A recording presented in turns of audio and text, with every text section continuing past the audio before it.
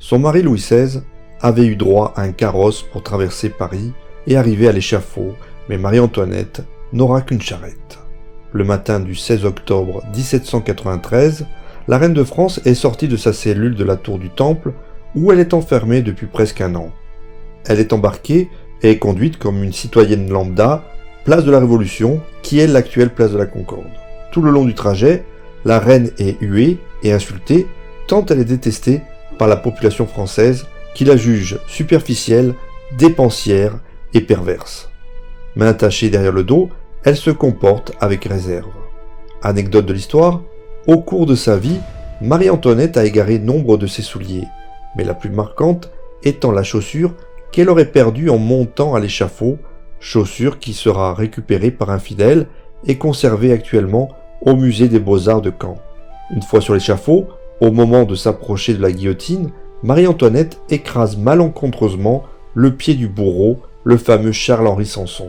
Elle se retourne alors et présente spontanément ses excuses à l'homme qui, une minute plus tard, va lui trancher la tête. « Je vous demande pardon, monsieur, je ne l'ai pas fait exprès », lui aurait-elle dit.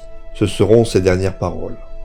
Tout comme pour Louis XVI, il fut ordonné que les bières des membres de la monarchie fussent recouverts de chaux. Marie-Antoinette est inhumée avec la tête entre les jambes dans la fosse commune de la Madeleine, rue d'Anjou-Saint-Honoré.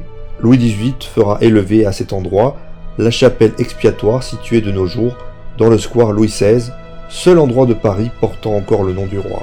Ses restes et ceux de Louis XVI furent exhumés le 18 janvier 1815 et transportés le 21 en la basilique de Saint-Denis.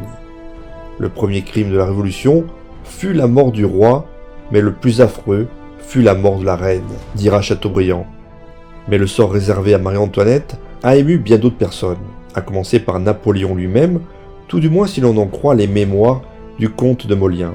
Il y a une grande différence entre cette mort et celle de Louis XVI, quoique certes, il ne mérita pas son malheur.